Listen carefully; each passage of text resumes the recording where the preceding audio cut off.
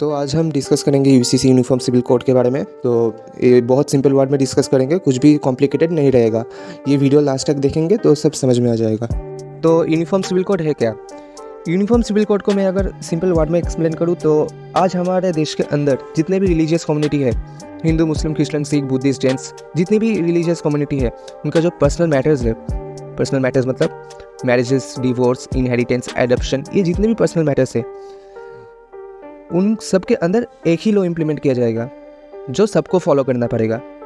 Example से समझाओ, अगर यूनिफॉर्म सिविल कोड के अंदर एक लॉ पास होता है तो ये लॉ सबको फॉलो करना पड़ेगा। इंडिया में कोई फ़र्क नहीं पड़ता कि आप कौन से रिलीजियन से हो, एक ही लॉ सबको फॉलो करना पड़ेगा।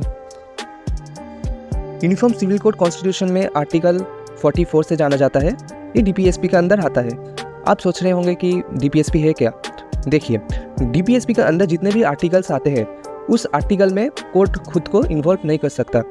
अगर uniform civil code fundamental right के अंदर होता तो ये कोर्ट ही डिसाइड करता कि इम्प्लीमेंट होना चाहिए कि नहीं।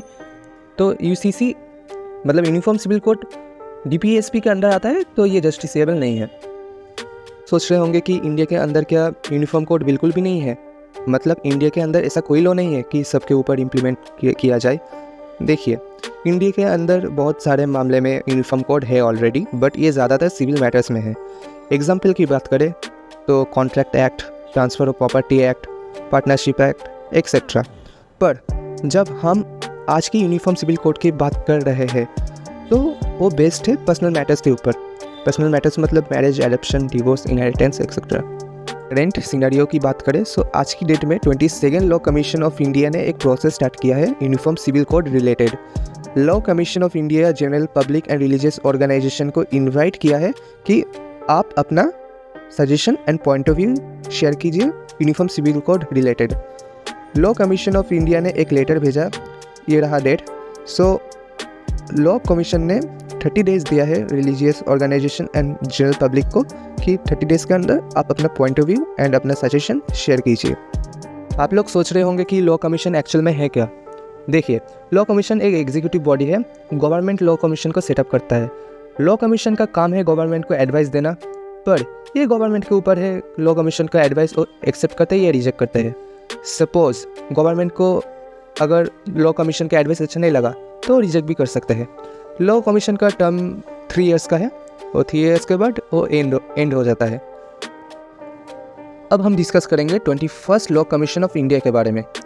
हमने करेंट सिनेरियो में 22nd law commission of India बोला था।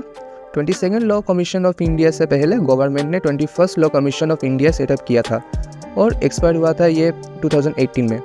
तो आप लोग सोच रहे होंगे कि 21st लॉ कमीशन ने क्या एडवाइस दिया था यूनिफॉर्म सिविल कोड रिलेटेड। तो 21st लॉ कमीशन जो लीड कर रहे थे फॉर्मर सुप्रीम कोर्ट जज जस्टिस BS चौहान, उन्होंने मेंशन किया था कि आज की डेट में यूनिफॉर्म सिविल कोड की ज़रूरत नहीं है। यूसीसी मतलब यूनिफॉर्म सिविल कोड अगर इम्प्लीमेंट किया जाए तो टेरिटोरियल इंटीग्रिटी भी हो सकता है। और उन्होंने ये भी मेंशन किया था कि इंडिया को यूनाइटेड रहने के लिए हर लॉ में यूनिफॉर्मिटी की ज़रूरत नहीं है। कमीशन ने एक और सजेशन दिया था कि मैरिजेस एंड डिवोर्स में यूनिफॉर्मिटी होना चाहिए। अब हम डिस्कस करेंगे 22nd law commission of India के बारे में जो अभी है। 22nd लॉ कमीशन सेटअप हुआ था February 21, 2020 में और उसका जो एंडेड डेट था वो 20 फरवरी 2023 था। बट गवर्नमेंट ने ये 1.5 ईयर्स एक्सटेंड कर दिया है और अब जो 22nd law commission of India का एंडेड डेट है वो अगस्त 31, 2024 है। तो कंक्लूजन पे बात करते हैं। तो पर्सनली मुझे लगता है कि government of India uniform civil code implement करेंगे क्योंकि गवर्नमेंट ऑफ इंडिया धीरे धीरे स्टेप ले रहा है। तो आपको क्या लगता है आप कमेंट सेक्शन में बता सकते हो, आपका ओपिनियन शेयर कर सकते हो। और आपको ये वीडियो अच्छा लगा तो आपके दोस्तों के साथ शेयर भी कर सकते हो। आपको और ऐसा रिलेटेड वीडियो चाहिए तो आप सब्सक्राइब भी कर सकते हो। तो आज के लिए यहाँ तक, थैंक्स फॉर वॉचिंग।